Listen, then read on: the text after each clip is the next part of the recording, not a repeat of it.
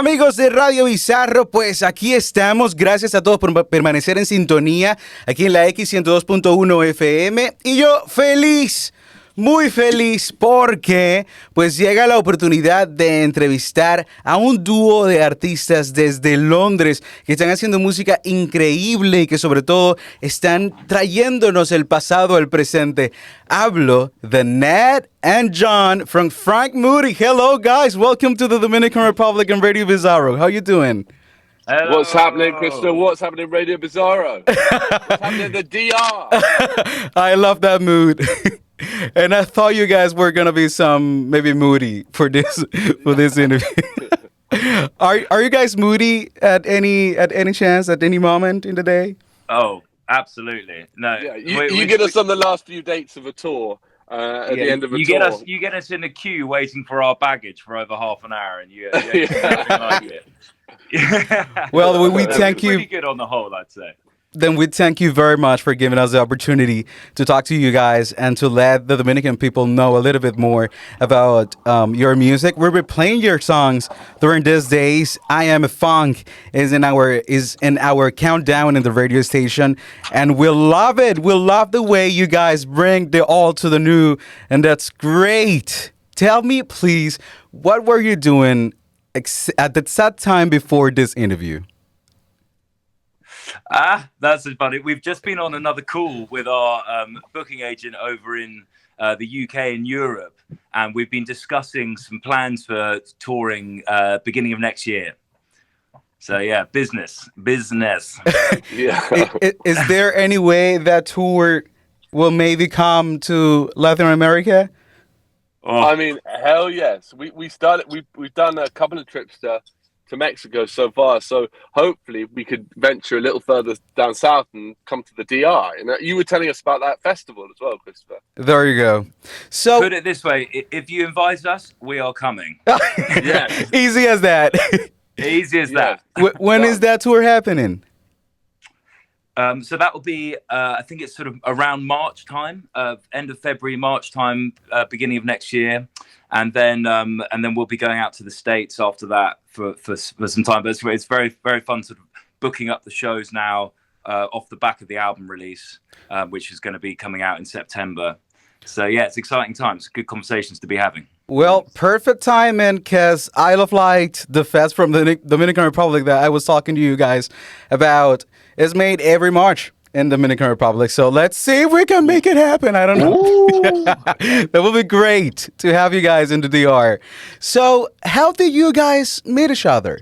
When that happened? So, no, shall I take Yes, go for it. So we met probably, I don't know, it must have been sort of almost 10 years ago or something like that. Because I had a band, and my band was in need of a keys player. We had a mutual friend in common who was the guitarist of my band, and we needed a keys player. And he was like, look no further than Mr. John Moody, best keys player in town. So John came and joined us on tour, and we got on like a house on fire, and it went really well. And then that band fell apart, and then we decided to open this warehouse place in Tottenham with a group of other musicians, and we used to host parties and stuff like that. And then gradually, when that started to end, me and John were like, let's start doing a writing partnership, not band, but writing partnership. And then that took on management, and they said, why don't you form a band around it? And then here we are, 6 years after. At which point, when they said you should form a band, we were like, absolutely not. No We're chance. not forming a band. Why will you say no? Well, because we'd slightly fallen out of love with it, I guess, in the previous bands. But with a bit of persuasion from our management, and actually when we started writing some tunes with that in mind, it started becoming a bit of a no-brainer. So no regrets at all. But it's quite funny how I remember our first reaction to that suggestion was absolutely not. And it's been great. John, you are the one who writes all the songs? Is that how it works? No, we both write together. Okay. So yeah, we both. Neddy plays guitar and sings. I play keys and bit of bass. We both play bass, and then we both work on production. And yeah. What were you doing before you were collaborating with Ned? So I had my own band going on at that time as well, many moons ago, and I was busy taking over the London keyboard scene, doing your 30 quid gigs in Soho at 3 a.m. on a Monday night, all of that kind of stuff. Practicing your scales. So yeah, we came in from quite similar experiences, I suppose, prior to when we started working together. You guys were doing the same kind of music back in that time? It was very similar, yeah. Yeah. So it was very different to Frank Moody, really. Very different. How different? It was kind of like, well, seriously different. At that time, we were kind of very. I mean, I suppose if you look at it, there's lots of similarities if you're looking close. But we were really obsessed with like old tape music and like rock and roll, early blues, soul. You know, like bands with like James Brown with like sort of horn sections and stuff like that. That's that sort of vibe. Yeah, real rootsy stuff. Hugely inspired by music from the southern states of America as well. Yeah, the Louisiana and swamp pop music, Zydeco music, that kind of stuff we were obsessed with. And not a synthesizer in sight, really, was there, or anything remotely electronic back in those days. You were strictly, upright piano and Hammond, real Hammond, man. Absolutely, yeah. The organ. So when the electronic part of the thing came together to make it work in this project. Yes. So I guess when we started thinking about forming a palette, I suppose, of sounds, sound palette for what would be Frank Moody, we were just thinking about where we wanted to place it, really, and I think I was getting more and more into sort of more electronic music, dance music, disco music. The likes of listening to a lot of Todd Terje back then, Floating Points, those kind of artists, and thinking how we can incorporate a little bit of that into that soul formula and to try and find something a little bit more contemporary. We were listening to a lot of like greats like the Parliament Funkadelics and stuff like that, of course. And actually, I remember another huge inspirations were Jamiroquai at that time. Jamiroquai. And Daft Punk, the early Daft Punk record. And we just thought, actually, this is really exciting, and we could make something sound, really, really big and full. And another big catalyst at that time was we were used to working with drummers prior to when Ned and I started writing together. Yeah. And then we moved into a studio which we basically couldn't fit a drum kit into. So we had to start learning how to program drums. And it just kind of suited the sound a little bit to have the kick drum a bit further up in the mix, and to kind of basically have a quantized feel to the drums. And then we would offset that with really loose percussion elements on top of it. So it's just kind of, it all just sort of came together, I suppose, in a way. And you learned how to do it by your own? More or less. We had a guy. We shared a studio. Sorry, Ned. We shared a studio with an old friend of ours who's on the same management called Joe Hertz, and he was. We had a great relationship going on. So he didn't know much about sort of harmony and theory and playing side of things, and we didn't know much about production. So we would go and help him out with some chords or whatever, or play on his records, and then he would come in and help us out with production techniques and EQing and basically how to learn how to use a computer. Basically, we had no idea. We were all tape machines before then. We could barely send an email. Well, when you talk about drums and you listen to your music, it's very interesting because the groove there, it's really beautiful. We can enjoy it. It's it's in our heart in every single song, and that's something that I think it goes in each album from Frank Moody, that we can listen to it on repeat without maybe perceiving any other mood than the funk, the soul, and all that groove that belongs to all that kind of music. So how do you guys think you got that? And how do you guys think you match it together with your own different opinions and point of views?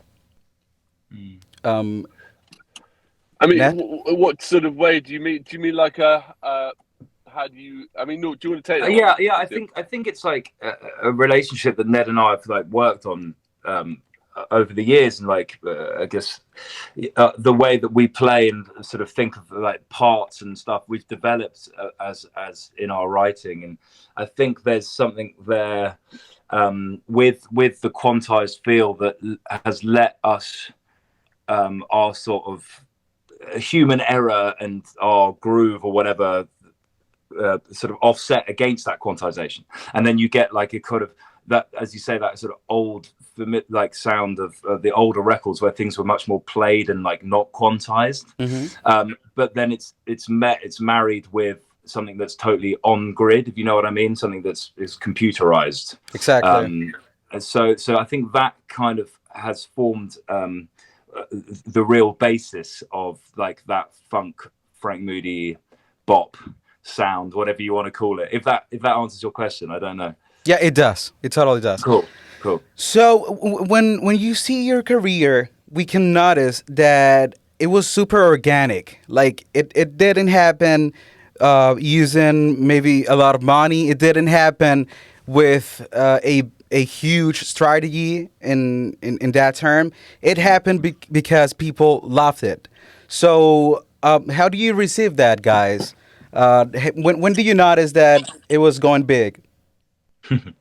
I mean, yeah, I mean, like you said, it's been one of the really satisfying things about it is that we from the beginning, really, it's just been myself, John, the band when we play live, and our management, which is Becky and Adam, and we've built it very, as you say, very slowly, with little bits of money that were from this label that we've always collaborated with, but really very small amounts, and so it's built very slowly but exponentially. So you can see how it builds. For me, the moment where I was like, "Oh, this is actually pretty nuts," I think where it felt really big was, oh gosh, maybe somewhere when we played Dublin. I don't know. What do you reckon? What was your moment? I'm trying to think. I know there is a moment where I was like early on where I was like, "Oh, this feels like the it's thing. building." Well, I can't remember what the hell it was. I remember the first handful of shows we did, the early headline slots. I think none of us really had a clue what it was yet. We didn't really understand it. That makes sense. And then I think probably 2 or 3 London headline shows in around then, when you were sort of vaguely getting an idea of it, and people kept on buying tickets, and it's like, oh, cool. Like this is a formula that seems to be working. I don't know if I can pinpoint the specific moment, but I definitely know that no one had a clue what was going on at the beginning. That's for sure.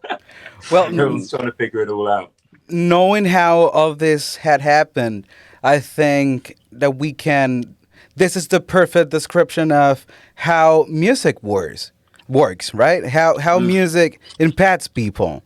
So, is there any responsibility in terms of that in the time you're doing music? Like how aware you are of the impact that your music makes in people? Yeah, massively. I mean, massively. There's when you play, especially when you play. For me, it's when you play abroad. So when you play in the UK, there's something like familiar. You know, when you play to a London crowd, like it's super exciting and stuff, but it's very familiar. When you play like we've just been in America, when we played Mexico is a big one. When you play somewhere and you're like thousands of miles from your home, people speaking their first language, a different language, and they're singing your songs like that means a lot, and that's quite that's really humbling to be in a place where and really exciting to be in a place where it's traveled that far.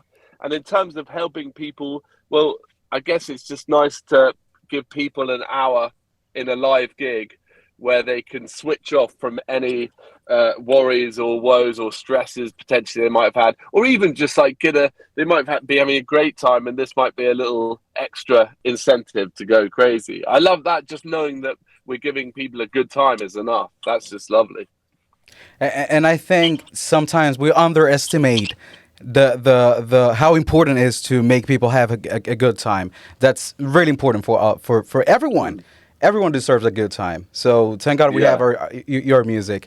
So in terms of that, knowing that your kind of music comes from the disco, how do you think is that genre nowadays?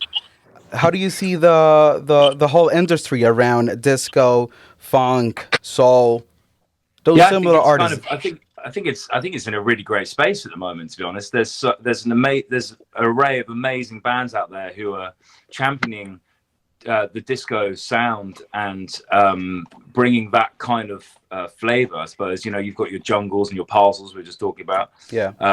and the French disco scene has always been very very strong, and I think it's just like an incredibly important time. Always to be able to give off a bit of that disco energy, which has always been exactly what Ned's just been saying, that sort of chance to escape when you're on a dance floor or when you've got your headphones in or whatever, and just give yourself a bit of a good time for a bit. It's very much rooted in that ethos. I think disco music, and I think it's I think it's important. I think it's probably more important than some people might think.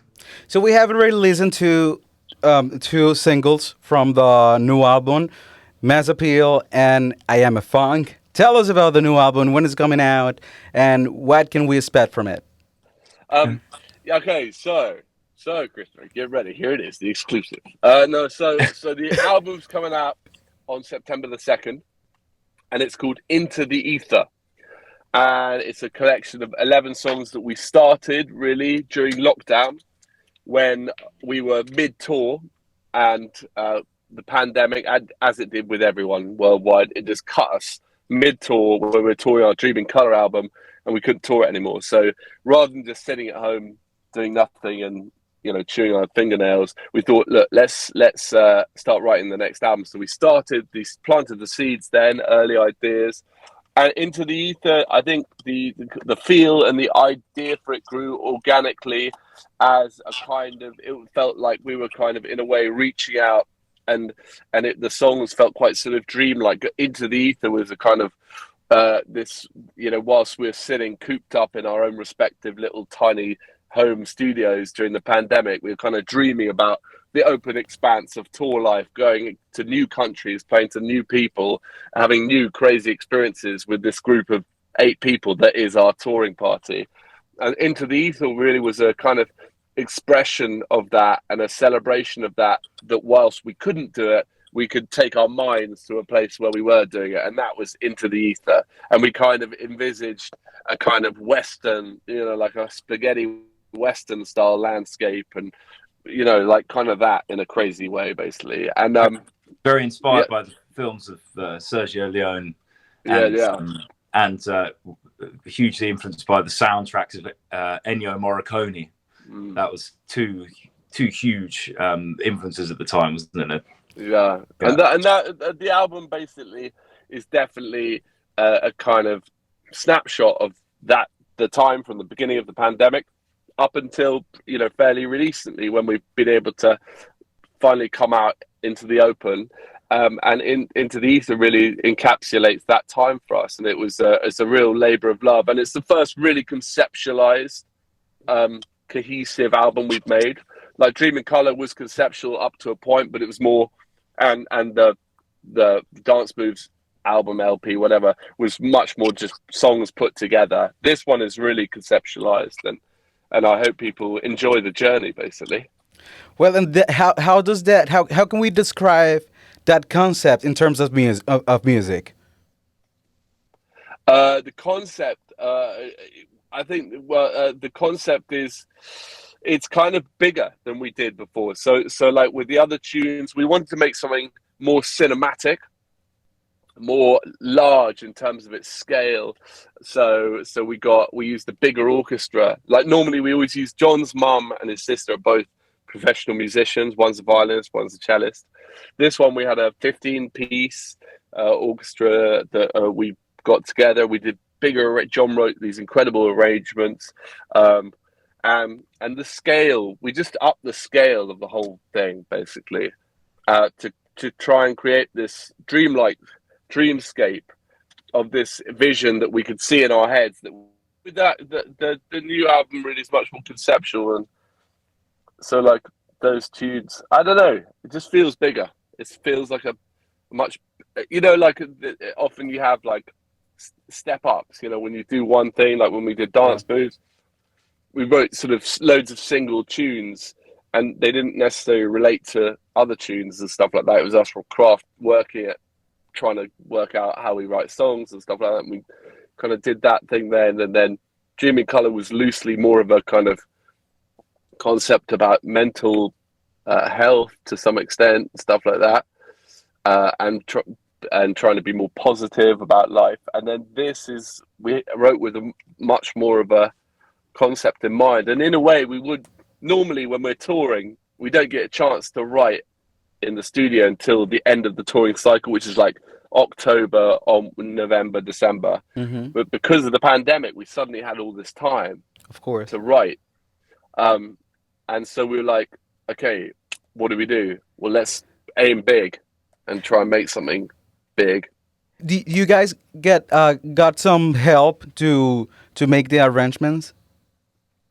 No. So we do it all ourselves. So we work on melodies and stuff in the studio, and then John writes the arrangements for the orchestra, and then John writes loads of these extra amazing arrangements and gets the orchestra to play.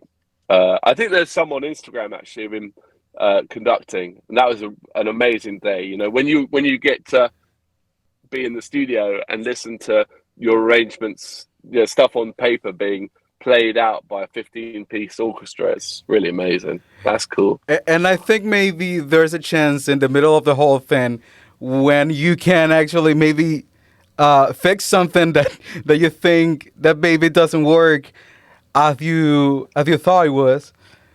I think it's a great experience. Yeah, definitely. There's moments where you're like, oh, that's not quite as good as I thought it was. Yeah, or that's the wrong note. It's like out of tune or whatever.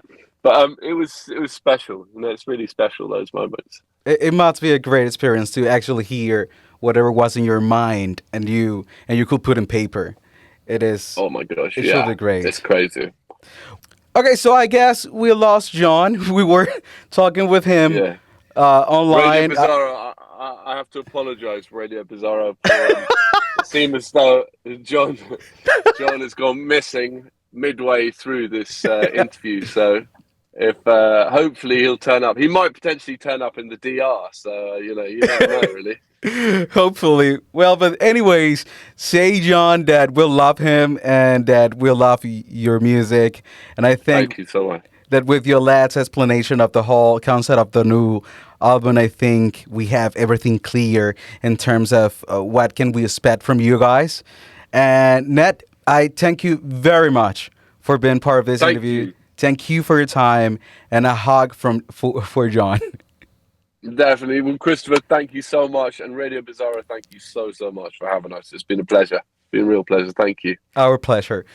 Bueno, pues nosotros continuamos con muchísimo más de Radio Bizarro Music for the Rest of Us aquí en la X102.1 FM. Shall I say, guys, I'm so sorry. We're experiencing a heat wave over here in London, and having been on the phone for a couple of hours, my phone just decided to melt. I don't know if you've ever seen that on your phones when it just says your phone is too hot. But anyway, probably it was because how spicy the interview was going. It was going so well, the phone couldn't handle it. But anyway, I'm so sorry for disappearing halfway through, guys. There you go, John. We love you, man. Thanks for everything. Love you too, Christopher. Thank you so much for having us, guys. A hug from the DR. Bye-bye. Take care, dudes. Bye-bye. You do the same. Bye-bye.